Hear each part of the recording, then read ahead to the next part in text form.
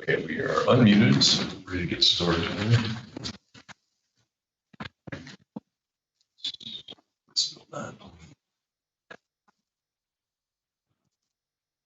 Okay, good afternoon, everybody. This is today's meeting of the finance meeting of the Cumberland County Commissioners. Today, November 17, 2021, when at hour 1:30 having arrived. Call the meeting to order, and we do not need a roll call for this. We will ask, however, for any public comment at this point. Any members of the public who are present or virtually present? Non-virtual. There's none virtual. Okay. It does not look like we have any guests today. So we will move on to item 3, which is the minutes of our previous meeting held November 10 this year. Move to approve the minutes of November 10. A second. It's moved and seconded. All in favor indicate by saying aye. Aye. Motion carries. Okay, that brings us to our topics. We have multiple topics today, so we'll jump right into those. First item, we have Stephanie with us from planning to give us, and Kurt, the director of planning, to discuss this year's land partnership grant recommendations. So, you're on. All right, thanks. So it's that time again this year where we're looking at our land partnerships grants. For this year, we had a total of $148,457 to distribute. We put out an offering, as we typically do, to all our municipalities and nonprofits seeking applications for the funding. We received a total of 6 applications. And also planning is bringing forward 2 projects for consideration. The committee, we have met in November to review all of the grant proposals. We have good members who were very dedicated to reviewing all the grant applications. We had a very productive meeting where we talked through each of the grant applications and making decisions. So we have before you on a spreadsheet their committee recommendation. They are recommending funding the 2 county projects, which include the land partnerships plan update, which actually we spoke about back in the spring when the application was approved and talked about using this funding. Also, project for a boat launch installation at the Conneaut Youth Park. That's associated with the Orrs Bridge project. Do you want to say anything specific about that? Okay, all right, we get out of that. And then there were 6 sort of independent applications that we looked at. The committee ranked all the projects and recommended funding of 5 of the 6 projects. The project that they denied or recommended denial of funding under the auspices that it's just not ready to go. It was a very high priority project, but did not have the matching funds in place to support the remainder of the project and all the easements that were in place for the trail project.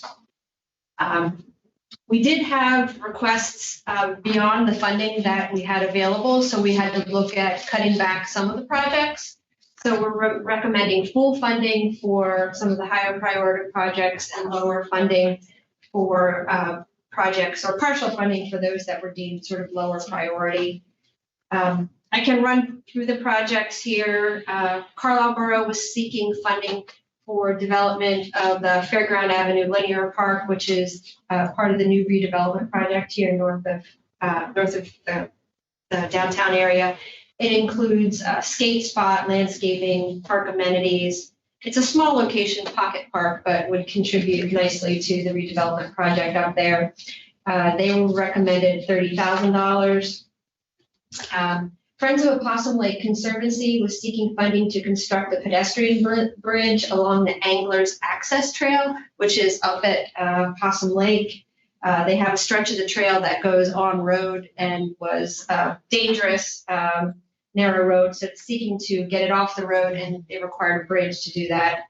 That's sort of why it ultimately initially started out on road, but now they want to get it off road, so it's safer. Committee requested $30,000. Recommended $30,000. Hamden Township seeking funding to construct 2 new pickleball courts at Hamden Park. Committee recommended $23,000. Mechanicsburg Borough seeking funding to construct a pavilion at Memorial Park. committee recommended $10,000. Mount Holly Springs Borough, also seeking funding to construct a pavilion at Shrine Park. Committee recommended $19,000. And the last project, which was requested by the Shippensburg Community Park and Recreation Authority, their regional authority in the Shippensburg area, it was to construct phase 1 of the Franklin County extension of the Cumberland Valley Rail Trail. So it would start where the trail end now and head into Franklin County. Part of the project was in Cumberland, part was in Franklin. But that was the project that I mentioned earlier that they recommended no funding for because, again, the easements weren't all in place and matching funds weren't all secure. I think unanimously, everyone thought it was a very high priority project, but recommend they come back next year when the project is just more shovel ready. So that was to fund the portion that's in Cumberland? Yeah, the overall project was upwards of $1 million, so they were only asking for $23,000. So it would have gone towards the Cumberland County Do side. we know if Franklin County's awarding them any funds? Franklin County had contributed about $25,000, and it was about 60% Franklin County and 40% in Cumberland County in terms of the split. Okay. Okay.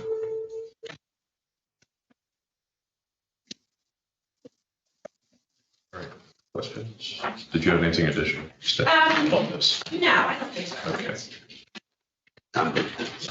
Is the limit in the amount of grant funding available $148,457? That is correct. So we've spent all of it. Yes, that would be every penny of it. Okay. And the source of those funds are, the Act 13 funds, and last year was definitely a diminished funding, but we are thinking that maybe next year it might be up a little bit since the price of gas is up. Oh, yeah. And that's one of the, factors in. Okay. It would be nice to fully fund the ask. It would be nice if we could do that, but I just wanted to make sure we had spent it all. Yes. How does that amount compare to the last 2 years? Do you remember the raw number roughly? Roughly 250,000. 250, and we're down to 140. Okay. Yeah, it was a pretty significant hit. It's huge. Yeah, that is a big hit. Okay. One of the things that we hope to address in our land partnerships plan update is, how we might be able to better look at funding these types of projects. Yeah. Well, I did see a couple of new wells. For a while, there was nothing new being drilled, but now there are. Okay, I don't have any questions. Stephanie has us down to science, in terms of the process of doing this at a high level of excellence. When you look at the committee, we have a lot of folks that are serving on the committee, really a thorough evaluation. So when we come in to make the review of the projects, everyone's coming in with a good understanding of the project, a lot of great discussion coming to that number. So I think the process we have, the committee we have in place works really hard. And the numbers that we've come out with really is a consensus of a group of folks who have looked at these in a lot of detail.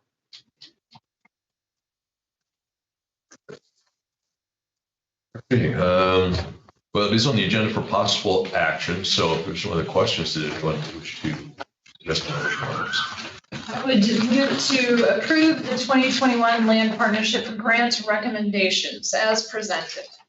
Second. it's moved and seconded. All in favor, indicate by saying aye. Aye. Motion carries. Nice work. Okay, all right, that completes that first discussion item. We'll move on to item 2, which is a discussion, possible motion of drafting a letter of interest. This is in regards to the Dairymen's Association, assuming that's the Pennsylvania Dairymen's Association. Yes, the state association. Okay, this is the industry association for dairy farms. Okay, so go ahead, present, please. Thank you very much. Good afternoon, Commissioners. Jamie Keener, CEO of Cumberland Area Economic Development Corporation. And with me in support is Kirk Stoner with the Planning Department. Kirk and I were approached by Amy Cronenberg from GMS Solutions, Funding Solutions. They are the consultant to the Pennsylvania Dairymen's Association and the Center for Dairy Excellence Foundation of Pennsylvania. And they, I guess, for years have been looking to try to develop a discovery center to really promote ag and the dairy industry in the state of Pennsylvania. So they have advanced to the point where they are looking to do a feasibility study. And I understand that Mr. Stoner had forwarded to you the preliminary concept design via email. So I didn't provide that in detail. It's about 35 pages.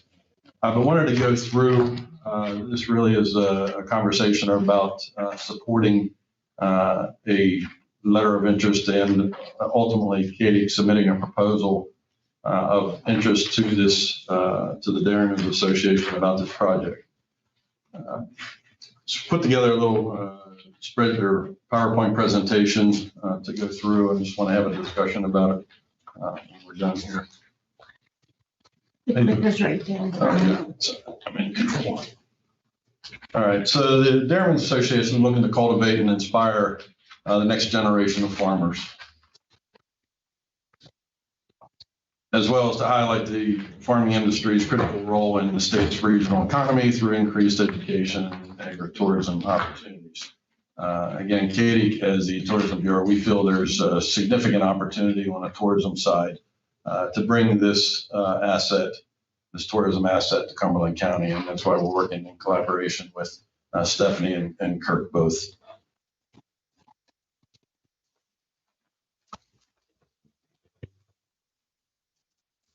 The objective of this request really is to pursue capital to create a destination location that would educate consumers about Pennsylvania ag, showing them the importance of the ag industry and the heritage of agriculture in Cumberland County. This would be a facility that would be educational, but it would also be entertaining as well. It would be interactive, and I'll show you some sketches here that they had showed for consideration. The Discovery Center, before we get into the sketches, the Discovery Center is planned to be about 10,000 square feet. It would be a year-round destination. Again, it would be an engaging and fun and educational experience. It would provide the real agricultural world experience and have some replica farming community exhibits. There'd be a collection of buildings to host the diversity of agriculture. Again, it would be an adventure guided by real farmers. Again, they want to engage and hire real farmers in the community to talk about their experience and to educate the visitors. And then we'd have event space and eateries, again, to just show that whole experience from farm to table. To just give you a little example of what they shared with us, there's two exhibits, the sort of the schematic of the buildings, and then also just a 2D representation of all the buildings and the farm experience that you would see. Again, it'd be livestock and dairy and urban gardens. Again, just that full experience of agriculture in Cumberland County. Next, put a few schematics in here. Again, the interactive experience. Kids would be able to go up to tables and work with the soil and some of the other amenities that they provide on these tables. And then they also talk about the future of agriculture. You look closely there, you can see GPS and how some of the equipment today is controlled by GPS, and a lot of the yield is recorded and determined based, helps them determine fertilizer and other applications for most efficient farming. So again, those are really the schematics of what they want the experience to be. So one of the things we've been asked to do is to respond and say, all right, what are some potential sites and what are some incentives that you might be able to bring to the table to help move this project forward. So in discussions we had with their team, we talked about the site needs, and those needs include a property that's 10 to 20 acres at a minimum. They also want to have it close to a farm experience, so it'd be nice to be on an existing farm site or agricultural land. They want visibility from the highway and access from the highway. And again, people driving by to be able to see that and want to stop in. Of course, availability of utilities. They don't want to run utilities too far because of the cost associated with it. And they also want it to be close to, in close proximity to other tourism assets. And really create, again, that critical mass of tourism destination to be part of that. So in discussions with Kirk and Stephanie and our team, we looked at several sites. We had identified probably 5 or 6 sites in the county. Again, looking at access off of Interstate 81 and the Turnpike. And when we got together a couple of weeks ago, we had a very strong discussion about the county-owned land on AHEC, across from AHEC on Army Heritage Drive. And we start looking at the requirements, the site requirements, and you compare those with the land that the county currently owns. It is roughly 80 acres. I'll go back real quick though. If you look at the 80 acres, about half of it is wooded and the other half is farmed. So again, it's not all currently farmed. So it's 80 acres. So again, great visibility from the interstate. We're about 3 miles from the Turnpike entrance. We're about 4 miles from I-81.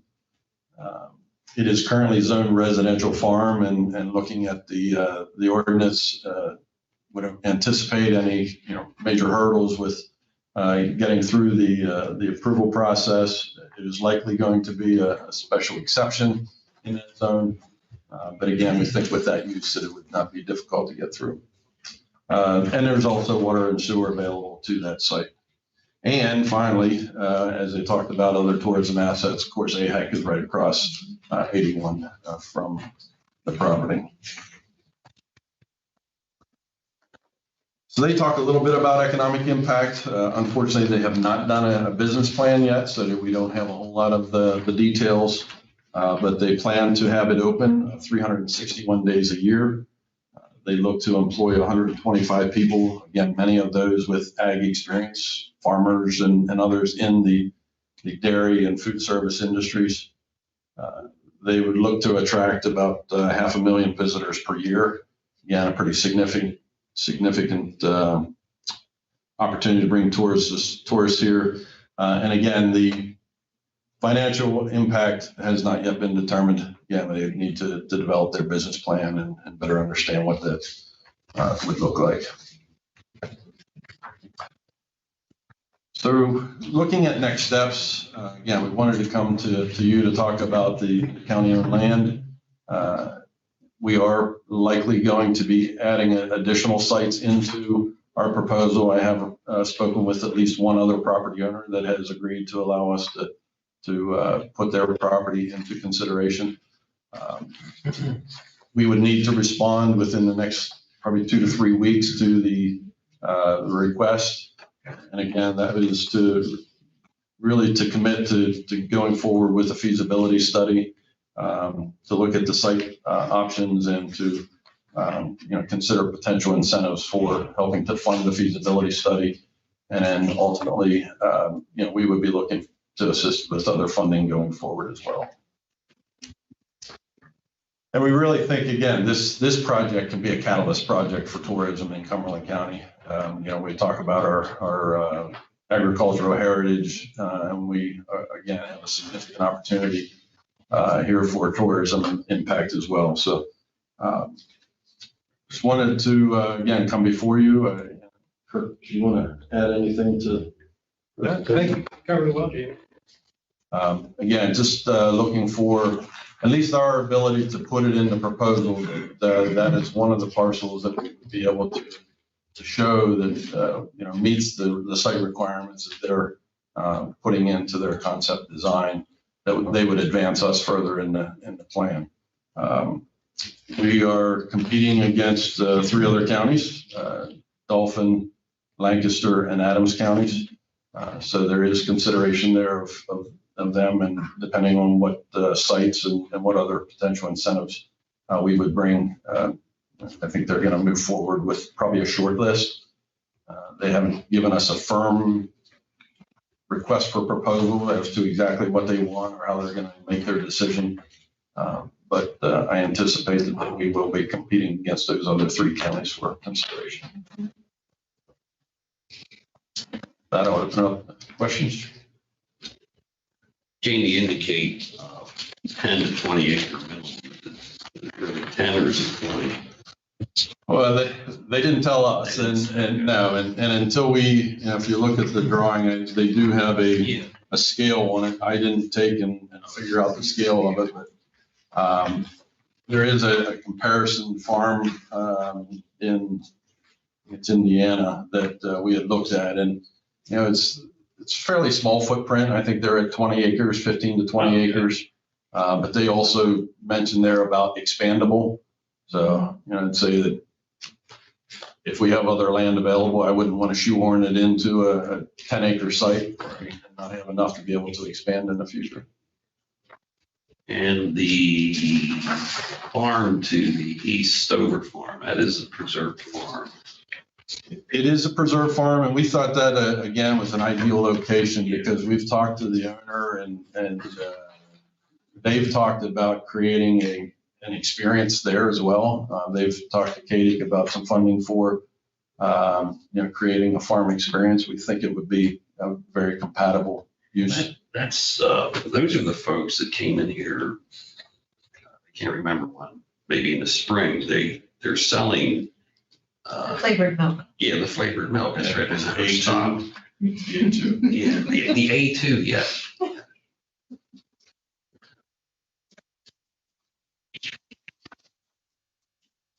So Jamie, if I may, what you're requesting today is for the board to approve the drafting of the letter along with what specifications, the guidance they provide to go in that letter.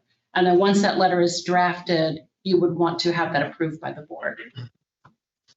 So we would be asking for a letter from the board to allow us to include the county land as a potential site for submitting a proposal to the association. So you want us to draft a letter?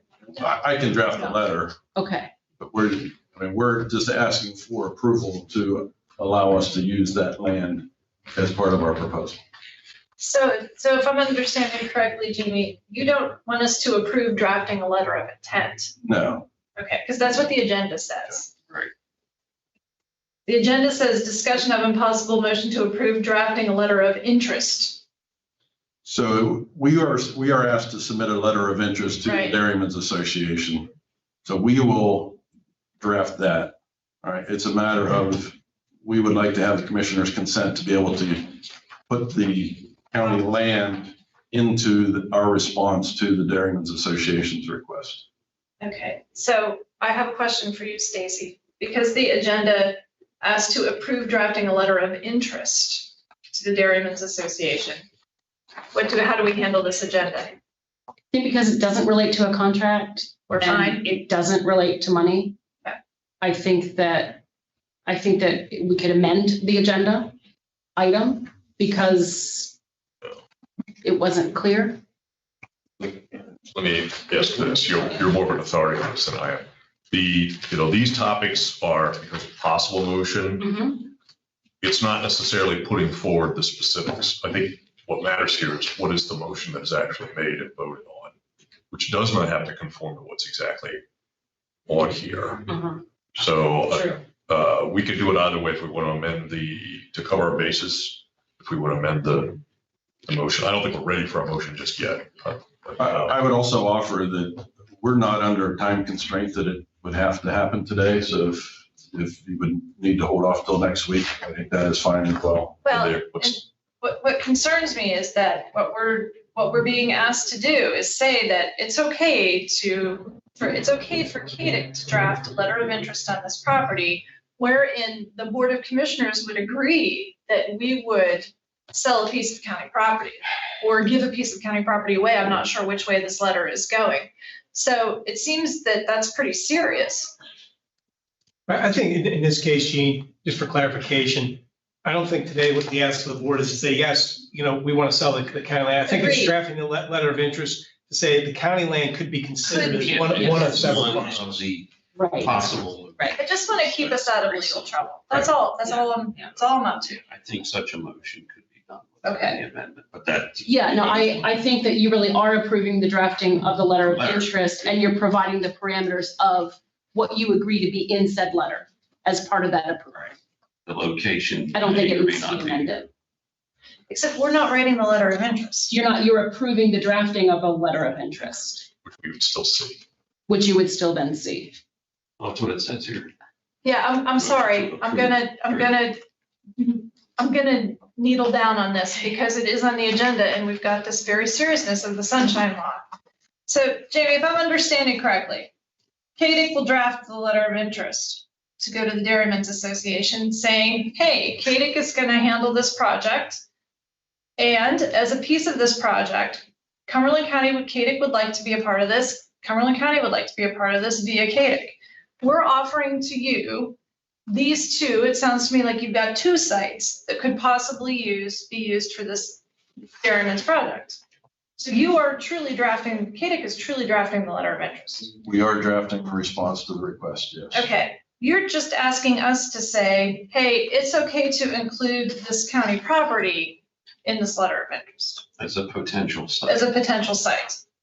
But we are not, so there's no reason for us to approve the drafting of the letter of interest. Well, it depends if you would want us to bring the proposal back to you, because again, the county would be part of that development of the Okay. project, then certainly we can bring that back to you. Okay. for approval.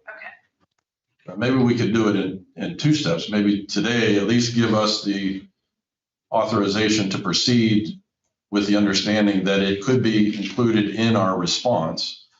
And then we could bring our proposal back to you for review. I mean, it's not a imperative that it happen today. Their deadline for responses. They have not given us a deadline, and that's part of what we're dealing with. They said, the end of the month or early Mess December. around though, because we don't Right, want like Sir Dauphin or Adams. No, and we had actually, as part of our discussion, we had talked about even trying to do a video presentation. And we went back to one of Stephanie's videos from, was that Farmland Preservation? So we were talking about even trying to do something digital, but I think in the time frame that we have, we're not sure that we're going to be able to do that. So what are we doing today? We have a workshop on the 24th. And we could certainly address that then, but that does leave your question. No, I'm not sure. I'm not sure we need to do anything, candidly, for this reason. The site in question is, I don't expect you to know this off the top of your head, but we have, this land is listed for sale. We have 80 some acres. Is this among that, what's already listed? Because if it is, That's true. you don't need to ask us. It's already out in the market. It's available to them. Yeah. And there's no, permission needed. John, well, it should be listed through the IPA. That was the history of it, but there's been a lack of focus on the market. It's a long story, but my question is this parcel one of the parcels that we have listed? John Locke will know that. He's provided us with maps. He'd know that off the top of his head, I'm sure.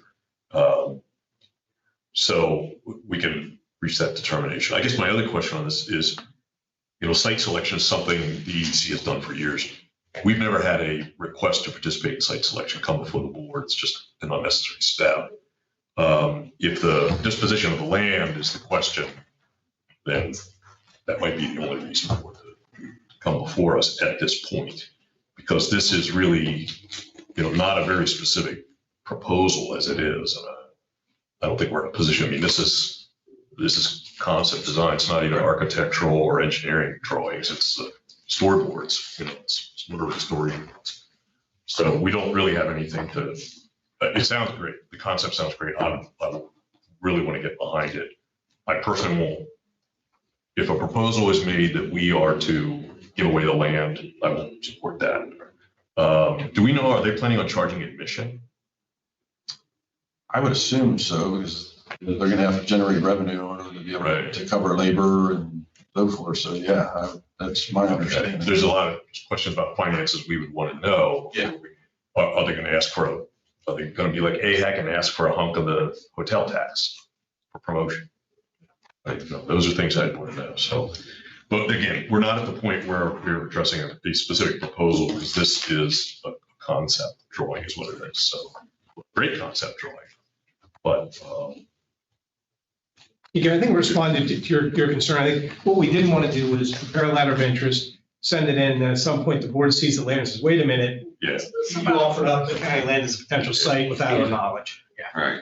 I would say also that, in terms of, as long as we're wording it, saying this is one site, generally we would respond to site selection, saying, we want to indicate an interest, we're available to help you with site selection, and not try to narrow down a single site. And I just can't help but think about the old days when we were all competing for Cabela's, if you can remember back that far. And the Economic Development Agency that was handling it at that point, not us, said, you're going to put it in the old Alvetti plant, and that's all we're going to offer. And so we got nothing, and they've gone to Berks County. So, Yeah, in our conversations, we just thought having site control, which is probably a big hurdle and compared to some of the other sites that we've taken into consideration on the I-81 corridor, other than the one that I spoke to the owner about, we felt that this site really does move us up the ladder because the county owns it. The county could get behind it, and it really meets all of the criteria of their site needs. I'd say the offset to that's going to be the price of the land. That's pretty valuable land out there. Sure. They may find a cheaper site somewhere else, which would negate largely the control issue. But anyway, we can Stacy, has Keith seen this? Is he Yeah. here? Because- He was here. I'm not sure. If he's But still Keith here. did not see this prior to me, No. Because I think we're making more of this than Yes. what it is. probably. Yeah, we just don't want to box ourselves. Yeah. You guys are asking simply for, can we include this parcel as a potential site? And I see no reason why it cannot be. It's an outstanding site. I agree with that. I have one question about the site though. Did you say this is, I see forest on here. Is the site itself? Does it, since there's no boundaries on there, does the site include the woodland area? Yeah. So there's actually 3 parcels. Okay. This is the boundary. Right. Okay. There's a piece in here. Yeah, There's this long piece, and there's a little piece. So it is made up of 3 parcels. okay. My question is very specific. Are we talking about deforesting that parcel for this? No, actually, in our conversation, we talked about forest agriculture as well as part of Okay, the plan. Maybe they even have a walking tour of forest management as part of that. So, yeah, I think we're looking at about 40 acres of cultivated and 40 acres of wooded, the way I see it. I will tell you, there's been, and if I can do it here, okay, it's not working. Conversation with Middlesex Township, they have a wellhead right here, and they've talked about some additional wellhead protection area.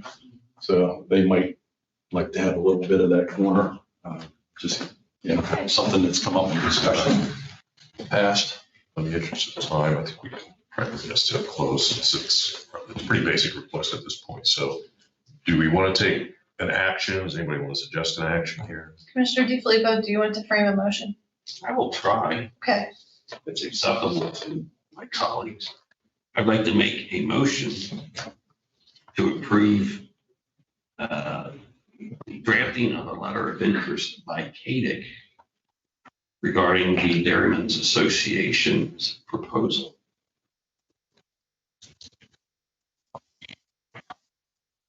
I would like to possibly amend that motion, Commissioner, to add that as part of that drafting of the letter, that the prospective site on Army Heritage Drive is owned by the county, Yeah.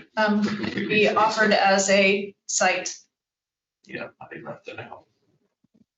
I will retract my motion and start again. I would like to make a motion to approve the drafting of a letter of interest by CADIC regarding the Dairymen's Association and regarding potential sites for such a discovery center, that the land identified today off of Army Heritage Drive be included as far as consideration of a potential site. I will second that motion. Okay. Are there any further questions about the motion? All right, it is moved and seconded. All in favor indicate by saying aye. Aye. There are no opposing votes. The motion carries. Thank you. Okay. And we have another discussion item on for today. This is pretty big. So we have Toby Fowler with Rockland Consulting, along with our own Stacy Snyder, and present to us some outline regarding the county's American Rescue Plan funds and how those would be handled by the county. So, who wishes to present? So you should have gotten a copy of a two-page memo. There's more detail in this, but just kind of outlines what we've been doing up to this point. There's been a series of meetings with county departments, focus groups, whatever you want to call it, plus a bunch of individual meetings to collect information on needs identified by the county departments. And there's been at least one or two meetings with some nonprofits. There's been a whole host of individual requests that have come in. Some of them, have come in, to you guys, and some have come in to others. And then I've had a few people just call me directly, which has been good in expressing interest. So when at the end of August, the county submitted the plan for ARP. That initial high-level plan included 3 goals. These three goals we have in this document, and then we further build out those goals into some objectives, and then trying to allocate at a high level, how we would potentially present the budget, sort of be broken down or be budgeted to accomplish those objectives. The first goal is about physical and mental health of county residents. And there's a series of about 5 things that have come out of a lot of the meetings with the staff. Those things include focusing on providing additional resources to help stabilize mental health, providing housing assistance for people that have mental health issues, diverting people from prison, adding to the Step Up program to help people that are already in prison be able to, that probably maybe shouldn't be in prison, that have mental health issues, work through those and be able to, get out of prison, be productive in society. And, another component to that is providing job training, helping people find their way and be productive in society. That I think a lot of this would end up being done through grant programs to, the nonprofit and private sector that would then be able to respond to a grant program with goals and objectives from each one of these areas. The goal 2 was focused on revitalizing Cumberland County communities negatively impacted by COVID-19. And there's within the rest of these, there's little parens with numbers. You'll see, so support affordable housing, that's about a $2 million piece. And that's in addition to providing housing assistance in the first goal for mental health, providing public transportation, which was partially geared around using ARP for 2 years for a local match. And then also potentially setting some money aside to explore microtransit service within Cumberland County. The next one was improving quality of life, outdoor rec, water quality, ag BMPs, and there's been different numbers suggested for each one of those various components, but kind of totaled up to about $5 million, which would the program that you started out today with the Land Partnership Grant Program, one of the suggested areas would be to have some of this ARP money, feed into that the Land Partnership Grant Program, and help to augment that for trails and recreation and parks and things like that. Then the last one was geared around workforce training. That's the some of the university grant money that's already been allocated would come under that $2.5 million that's already there. And it would provide additional money to go beyond that. The university grants weren't all focused on workforce training, but some of it was. And then goal 3 was restore and deliver government services. There's about $7 million of county building improvements. There's a whole series of things, including some work over at the prison, work in this building, work in the Marion building. A lot of it's really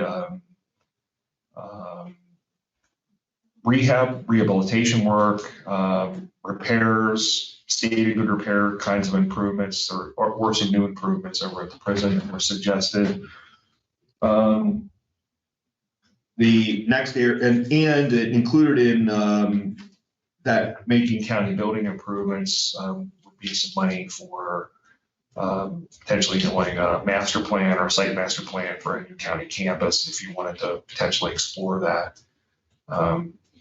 And one of the needs that has come out through the meetings with the departments is just a lot of storage needs that currently, are not being met well, right? So potentially having some money set aside to help deal with having a storage building of some kind put up that would help to support storage of voting equipment. And there was a series of other things that aren't coming to my head right now, but a lot of it was storage. The next one was upgrading county IT infrastructure. Some of that was Office 365 subscriptions, the Lawson upgrades that need to be done, things like that. The next one, you'll see supplement county workforce, and there's a big question mark on that one. It came up a lot in a lot of the meetings about county workforce needs and staffing and things like that. So, it's in here, but it didn't really put a budget to it because of some of the concerns that were expressed along the way about how sustainable it would be, to augment or increase county staffing or county wages if there isn't a longer term sustainable plan. So there definitely is an opportunity if the county views that as a challenge and there needs to be, and there's a need to make an improvement, either with expansion, with some position that needs to be filled or something like that, and or dealing with wages in the long term. ARP funds could be used to help support that in the short term, but there would need to be a long-term plan for how you're going to deal with it. So, and then the last one you'll see is providing revenue replacement. That's the remainder of the funds, about $14.6 million. That would be money that could be swapped out for county losses. And then could be used for a variety of projects, some projects that may not necessarily fit really well within the ARP categories, but maybe are county wide needs. One of the areas that I thought about here was potentially establishing a grant or matching grant program to support countywide radio project and providing local radios. Although that could be also probably supported directly through ARP funds as well. But things like that you could do as matching programs, but it's sort of a fund that then you can see what needs are out there.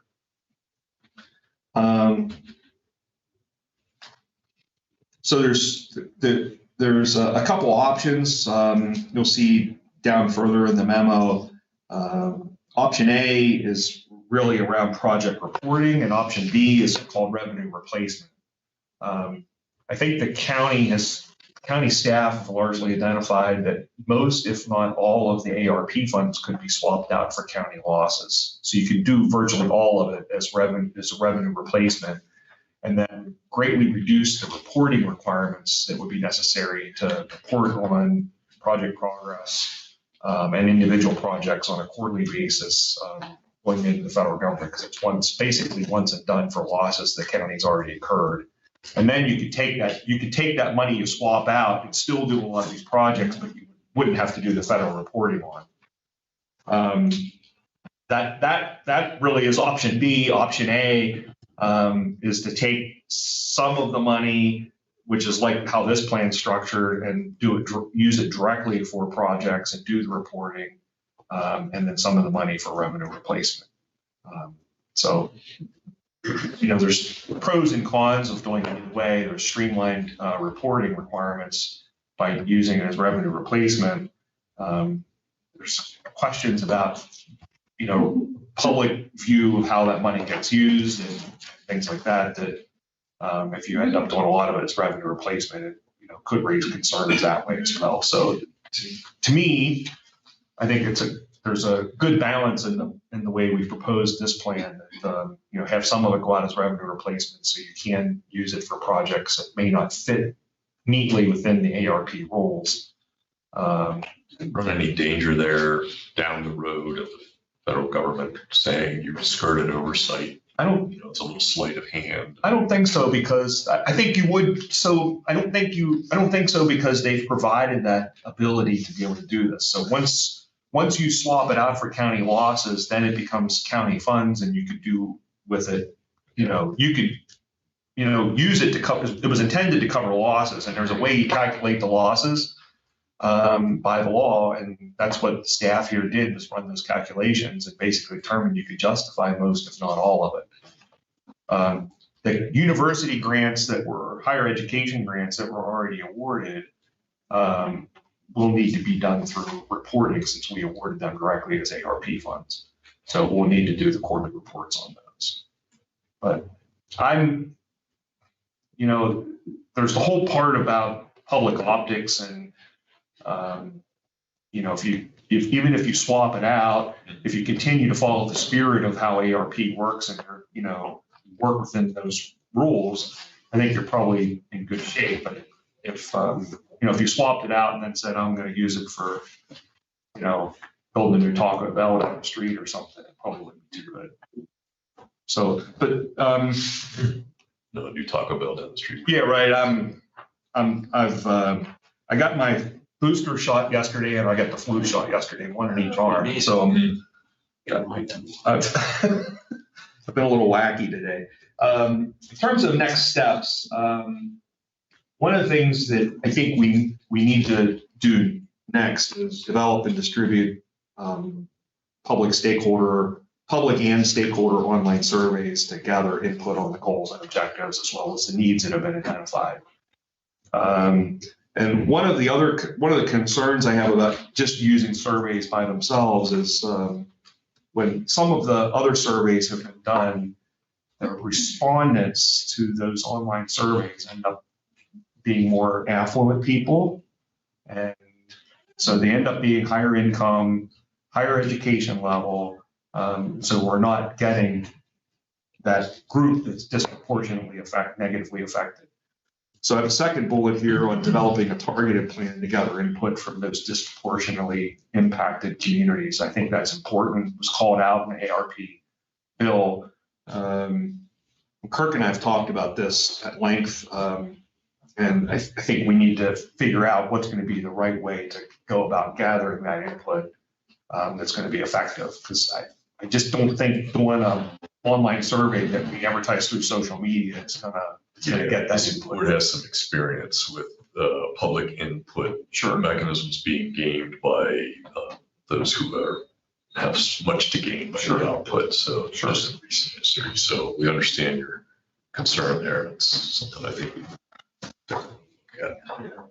And then the next item is, identifying projects under each objective, either that there's going to be a grant program, what the goals of that grant program are, what the outcomes we're expecting from it, and really tying back to performance metrics that are called out in the ARP legislation so we can report on it. Or if it's going to be a specific project, like a capital project, how we want to select that through the process of being able to advance those projects. I mean, these objectives are all pretty broad They are. stated, and I imagine there's a certain wisdom to that at this point, at least. Yeah. But that raises the question I have, which is, repeatedly we've heard others say, well, we're still waiting on federal guidelines. We're waiting on guidance to tell us how we can spend this money. And I think Lancaster is still in limbo because they've said, well, there's no federal direction, so we're not going to make any plan. So I don't know if that's changed recently, but how much guidance do we have versus what we're So waiting? the draft guidance is out, and my understanding of how that draft guidance would be interpreted is people can work within that draft guidance and advance projects within that draft guidance. And anything you approve or advance within that draft guidance is going to be okay. And when and if they produce final guidance,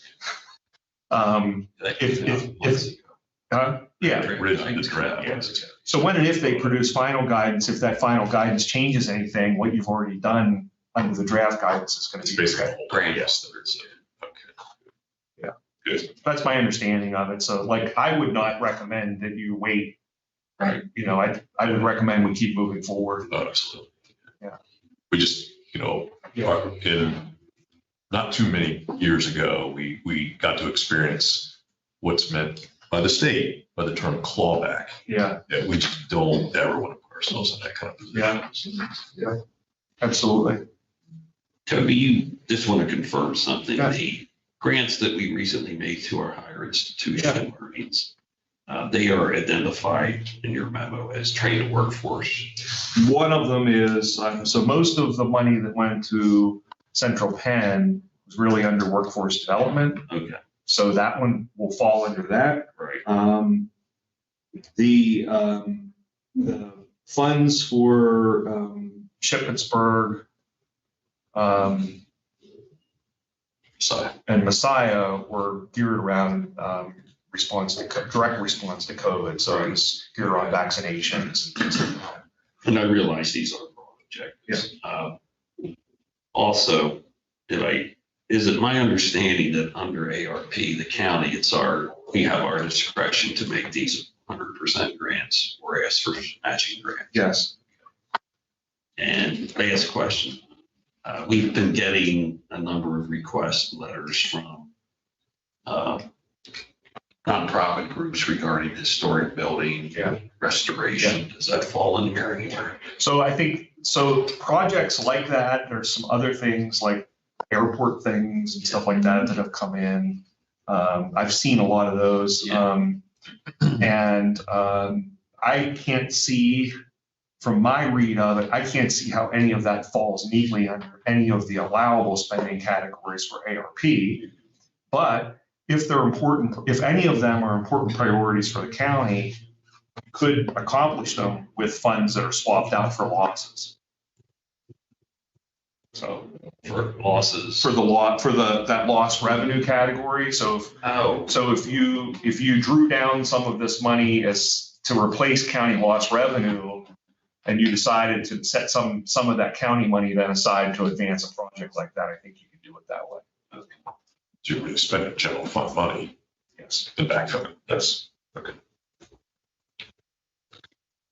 Toby, so I know that I have had a number of different groups, people reach out to me and they want a piece of this money and they have very worthy projects. Yep.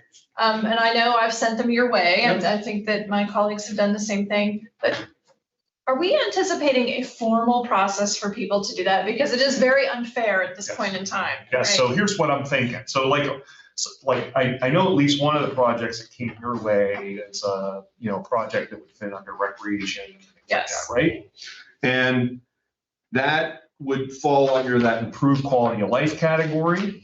or it could fall under a revenue replacement category, right? But either way, I would envision that if it would end up, being additional money going through the land partnership grant program or some other grant program where we establish a new grant program with ARP funds that supports recreation, allows land acquisition, allows things like that. People then could submit grant applications, go through a scoring process, and then projects be awarded, be presented to you and be awarded that way. So it's fair and open for everybody. The same way we did the university process. So people are chomping at the bit and want an answer to how are you doing this? How are you distributing this money? When am I applying? Where is my application? Yep.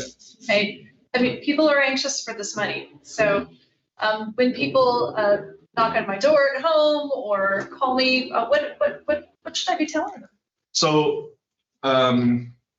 part of it for me was getting this in front of you and saying, do you generally agree with these things? If you generally agree with these allocations, not that you can't shift it around later, I think we need to go out and do these surveys and get public input.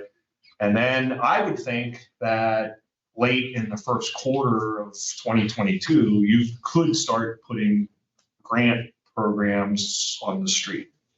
I mean, does that sound right, time-wise? I mean, I think you could get them out start putting them out pretty quickly then. Like that particular project that came to us on huge piece of property. So that would not necessarily come to an ARP group to divvy it up. It could end up at planning under the land grant. Okay. Yeah, I mean, it could be the land grant advertised, funded through ARP. Okay. It could be, that's a choice that you would have to make, but you'd say, hey, we really like this program. We like the rules around this program. We already have a grant process for this program. We can do a special advertisement with a slug of money from ARP to be able to advance it, and it fits within the ARP program. If somebody gets an award out of it, then they would need to do quarterly reporting to support the ARP funding. Yep. Okay. I just think that's really helpful because people think that they've already missed a deadline too, and No. there are no deadlines. I know that there's people who've called me too directly. Yeah. They're like, what's going on? I didn't know we could give out your cell phone number. Thank God it's somehow. Put it on the screen on the YouTube broadcast. Flashing. Untrain the workforce. So a piece of that is what went to Central Penn. Yeah. What went to Central Penn? How much? 1.4 or 4. And when we were imagining training the workforce with the remainder, what was your vision? I really don't have a vision. Okay. Like I'm thinking that we need to structure, again, a grant program of some kind that focuses on the needs in the county. So it could be higher tech things related to, the job opportunities are already here, training. I don't know. Okay. It could be for individual companies to apply for training for their employees. And I hear that workforce all over the place. Like I hear it from everyone. I hear every entity in the Cumberland County is doing it. Yeah. So I just want to make sure that if we're taking a chunk of change like that we're delivering it in a way that makes sense, that has some kind of impact. Yep. And when I think about stabilized mental health, did we have a theory on that? On what that money would be used for? Because I can think of a million things. Yeah, so. I'm sorry, do you mind if I take this? Sure. So really, we have a lot of experts here in the county. Yes. And each department that has an expert in it will be tapped to provide their insight. And so Annie Strite has been just very much involved in providing some guidance and support and just a lot of ideas on how to utilize some of the ARP funds for goal 1. And so that's really, I think, how we envisioned it, that we sat through all of these meetings. Toby did a fabulous job of taking everything that was this big and boiling it down into what you see. And it'll be up to, again, all of our subject matter experts to really help hone exactly what these projects are based on the needs. Okay, thank you. So essentially, every one of the subject experts is going to be advocating stridently for their own area. And that's why we have our consultant Okay. who will be the gatekeeper. So I I am helping with that for sure, because Okay. like God bless you. I will say this, what started out as we can help advance things by doing grant programs, after a while also became, you mean we could pay ourselves more with that money, or we could do this with that money, or we could do that with that money. So, I include, like I said, I included that one area with a question mark behind it because it is a broader conversation that probably at some point needs to happen. But it's much bigger than ARP about what's going on in the marketplace with workforce and salaries and all that kind of stuff. But this is not going to solve. That isn't going to solve it. This is a short term, shoot money in the arm, or shoot, a fix into the arm of the impacts of COVID it's had on mental health. We should not be short term in what we expect for it. Absolutely. So, and there's really good data. I know Annie, if you haven't seen it, Annie has some really good data that shows what's happened with mental health and the spike in mental health problems. And this is what we think is, this 5-part program is what we think is going to have, potentially a big impact on that, help to bring that back down to normal. I think needless to say, we could very easily spend 5 times this amount of money. Absolutely. It sounded like a lot of money when it was awarded, and it is a lot of money coming out of people's pockets. But, it would be very easy, all the requests that are out there. So I'm just going to reiterate, I really hope we have a rigorous process that's defensible and that is driven, as you stated, by what are the meaningful results we can get. Long-term results would be my personal preference. And that when I say defensible, I mean that it's a process that is truly connected to identified needs, and we can avoid having interest groups calling the phone, knocking on the door of the commissioners to try to lobby for preferential treatment. Yep. So I think that so again, and I would think anyway, that we're going to end up with a series of grant programs with goals and objectives that are going to be tied back to these things. We're going to get proposals from people to respond to that. They'll go through a scoring process, a ranking and scoring process, and a recommendation that will ultimately come back to you all for any awards. And we could end up having a grant program that gets advertised and nobody respond that meets the mark, or we don't think it's going to have an impact. And then maybe we recommend we scrub that one and use the money in a different way. Just to spend the money isn't going to be good value. We want to make sure we get good value back. Yes. That's the terminology I've heard. So, Toby, I want to be very clear about this, particularly in a public meeting. Yep. No one has come to me for special treatment in lobbying. They have come to me because they are in the dark about the process. Yep. So enlightening them about the process, I think, is a good thing. And we don't have all this money in the bank yet, do we? Only half of it. All right. Thank you. So one other thing, I did a series of meetings, like when I first got started on this, some with you, some with some of the senior staff. And one of the things I'd like to do is do some individual follow-up meetings on this plan and maybe some of the details that come out of some of the meetings behind the plan and get further thoughts on it so I can try to get this framed a little better. So you can look for me to reach out to you for that. Thank you. Okay. So one of the things that obviously will happen is as programs are developed, they will come to you for approval. What this draft plan is designed to keep from happening is we don't want to start bringing nickel and dime, right, proposals forward and then realize we're only halfway done and all the money's gone, right? This is sort of a roadmap that keeps us honest with how much money we have and how much money we're spending in each area. It's very fluid. Based on your preference and based on needs of the county. And then when you talk about the fluidity of funds, I'm looking at that new infrastructure piece, and it certainly seems like there's a lot of money for public transportation. I am intrigued by microtransit service in Cumberland County. I think that's amazing. But I also, I think CAT's about to get an influx. Yeah, they will. Yes. CAT's going to get a shot in the arm. There's going to be lots of rail investment in Pennsylvania. Skip our local match for a few years then? Well, I actually think, and that's one of the big pieces here, we really recommend that you give strong consideration to is using ARP funds. Since the state legislature is allowing that, use those ARP funds for this year and for next year for local match for CAT, because it saves general fund money. And you're going to eventually, when that maintenance facility project gets, underway, you're going to need to have general fund money for the local match piece for that. And you could bank local match. You could use ARP for your operating local match and bank a little bit of your capital local match for the future that way. And maintenance facilities coming sooner rather than later. Yeah. So we'll probably see something on that in the next month or so. Price tag maybe around $300,000 of the local match for us. Is this the maintenance facility that was proposed previously and then withdrawn? Yes, Okay, all right, so that's coming sooner rather than later, all right. but it probably will require, like Kirk said, about $300,000 from Cumberland County for local funds. That's definitely eligible. Yeah. Okay.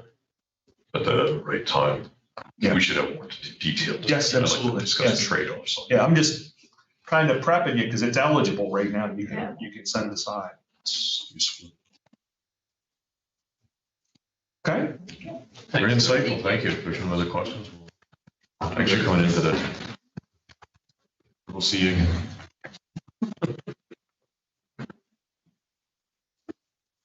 Okay, at this point, we'll move to item 5, other business. There's anything, there's no other coming forward? Yes? You just want to add that. Oh, I'm glad.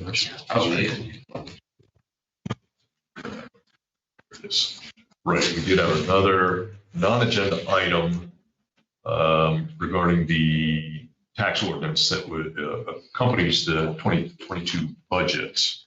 And it is not on the agenda, so we would need action to add it to the agenda and then to take action on approval of that if we so desire. So they have a motion regarding that action. Yes, I would like to make a motion to add an agenda item regarding the property tax ordinance. Should be adopted immediately after the 2022 budget is approved.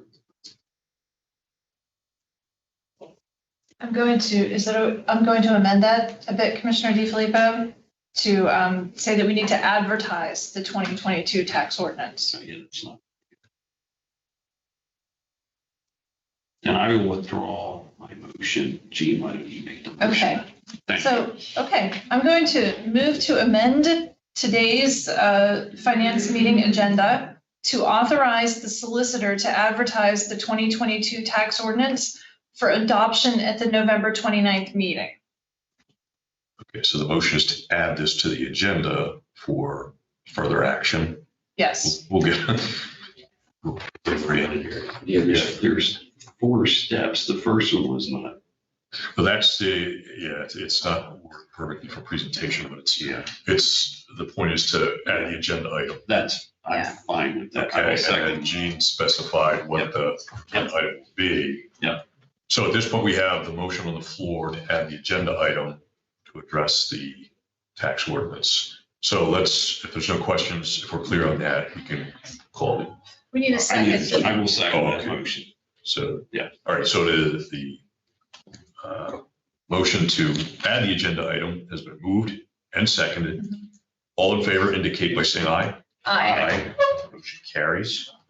Okay, so therefore we will now add that item for further consideration. And I'll entertain a motion in regards to that tax ordinance. So I would move to authorize the solicitor to advertise the 2022 tax ordinance for adoption at the November 29th meeting. Second.